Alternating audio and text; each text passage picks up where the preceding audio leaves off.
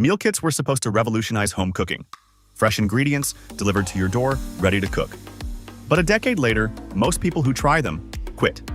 In this video, we're digging into why meal kits haven't lived up to the hype, why they struggle to keep customers, how pre-made meals might be a better answer, and what the future looks like in emerging markets where the rules of food delivery are being rewritten.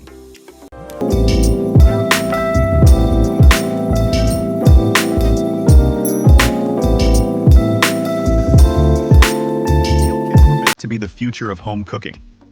Companies like Blue Apron and HelloFresh promised convenience, variety, and affordability. But despite explosive growth, going from just 13 US players to over 380 in 10 years, most customers don't stick around.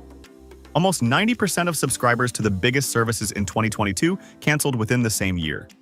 Why? Because the model sounds better than it feels. Meal kit companies spend heavily to attract new customers. Discounts pull people in, but full price pushes them right back out. At $10 to $12 per meal without a promo, it's often cheaper to buy groceries and cook the old-fashioned way. And when you're competing with both grocery stores and food delivery apps, the middle ground starts to look less appealing. That's where pre-made meals come in. Instead of a box of ingredients and a recipe card, these services ship fully cooked, ready-to-eat dishes. No prep, no cleanup, just heat and eat. Brands like Factor are leaning into this model with 15-minute meals and oven-ready options. It's not a meal kit, but it might just be a better way to transform how we eat at home. But here's where it gets interesting. In many emerging economies across Africa and Asia, the challenges and opportunities are totally different. In countries like India, Indonesia, Kenya, and South Africa, meal kits aren't mainstream, but e-grocery platforms are booming. Big Basket in India and Checkers 60/60 delivery service in South Africa are making it easier than ever to get fresh ingredients with a tap. Still, with median incomes ranging from $400 to $800 per month, affordability is key. Meal kits priced like they are in the US don't make sense. And more importantly, in many of these places, people still cook most of their meals at home because it's cheaper, healthier, and culturally ingrained. Take Kune, a Kenyan startup that aimed to deliver affordable, ready-to-eat meals to Nairobians. In 2021, they raised $1 million in seed funding and launched a cloud kitchen model, offering meals at just $3 each. Despite initial interest, Kune shut down in June 2022. Why? A combination of factors. Misunderstanding the market. Kune's founder claimed Nairobi lacked affordable, quality food options. This narrative was met with backlash, as many locals felt it misrepresented their food culture. Unsustainable pricing. Offering meals at $3 was unsustainable given the rising food costs and operational expenses. Kune struggled to maintain quality while keeping prices low. Operational challenges. Managing the entire value chain, from food preparation to delivery, proved costly and inefficient. Reports indicated that up to 70% of prepared meals went unsold, leading to significant waste.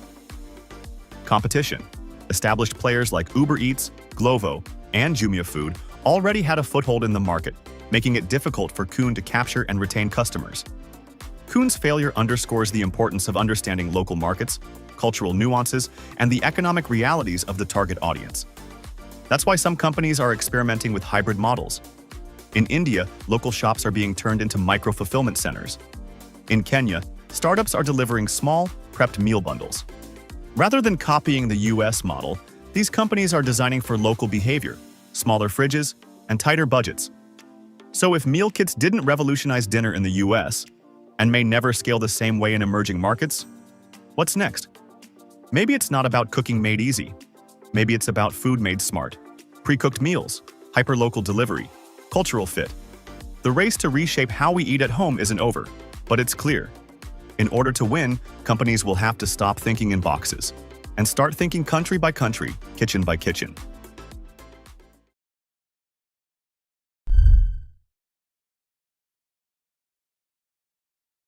A new battleground is unfolding in South Africa's cities. Delivery apps have raced from ride-hailing to grocery hubs, reshaping how meals and essentials reach consumers. In this video, we're digging into the forces driving urban demand, the battle for market share, the true cost of convenience, the fragile economics beneath the promise of instant delivery, and what comes next in a market defined by innovation and regulation.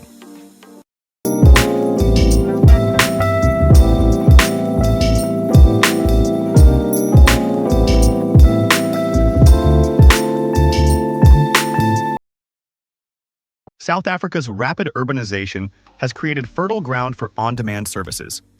Approximately 70% of the country's 60 million residents live in cities such as Johannesburg, Cape Town, and Durban. Long commutes, dual-income households, and high smartphone penetration, which has amounted to nearly 120 million active subscriptions in a population of roughly 60 million, these factors have combined to make convenience a priority. In one survey, just over 20% of respondents cited time savings as the primary motivator for ordering delivery. These dynamics have set the stage for food and grocery platforms to become everyday fixtures in urban life. Two dominant players have emerged: Mr. D Food, backed by Naspers and Prosus. Uber Eats is the other giant. The two companies together command a majority market share in the South African food delivery industry. Both have expanded beyond restaurant meals. Mr. D Food delivers groceries through its Pick and Pay partnership, drawing on hundreds of store locations. Uber Eats has introduced dark store grocery hubs under the Uber Eats Market banner, promising one-hour delivery from quick commerce outposts in Cape Town and Johannesburg. Regional challengers such as Bolt Food, Zulzi, and OneCart have struggled to scale, leaving the field largely split between Mr. D Food and Uber Eats. However, convenience comes at a cost. Delivery adds a measurable markup. Platform fees typically range from 15 Rand to 30 Rand per order, and menu prices on apps often exceed in-store rates. A small Debonaire's meaty triple-decker pizza costs 89 Rand 90 cents, roughly $5.07, at a restaurant counter, versus 109 Rand 90 cents, roughly $6.21, on Uber Eats and Mr. D Food, a 22% uplift. Mr. D Food's flat 15 Rand delivery fee, which is roughly 85 cents, can make its totals marginally more attractive, yet both services embed a convenience premium. Consumers accept this cost for the ability to order meals, groceries, and retail items with a few taps and receive them at home or the office. Food delivery economics remain under pressure. Restaurant partners pay commissions of 15 to 30% per order. Platforms levy service fees on consumers. Couriers, gig workers on motorcycles, earn per drop, with net income sensitive to fuel costs and maintenance.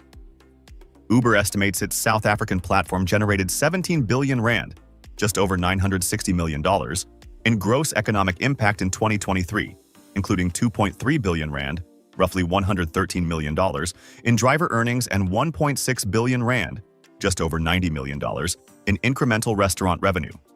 These figures underscore scale but also reveal tight margins. Regulators have intervened. The Competition Commission has ordered clearer disclosure of delivery surcharges and reduced fees for small restaurants.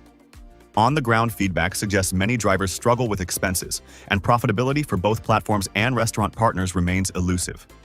The next phase for South African delivery will be defined by diversification and regional adaptation. Uber Eats and Mr. D Food are investing in quick commerce dark stores, expanded grocery assortments, and partnerships with non-food retailers. Promotional battles, discount codes, ride credits, and membership subscriptions will intensify as each seeks deeper customer loyalty. At the same time, regulatory scrutiny may reshape fee structures and disclosure requirements.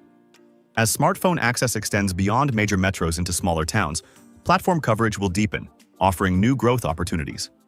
The core question is whether convenience alone can justify the premium, or whether hybrid models, combining scheduled pickups, local micro-fulfillment, and subscription bundles, will emerge to balance cost and speed. Stay connected with Farm2Feast on social media for more stories at the intersection of food, innovation, and sustainability in emerging markets.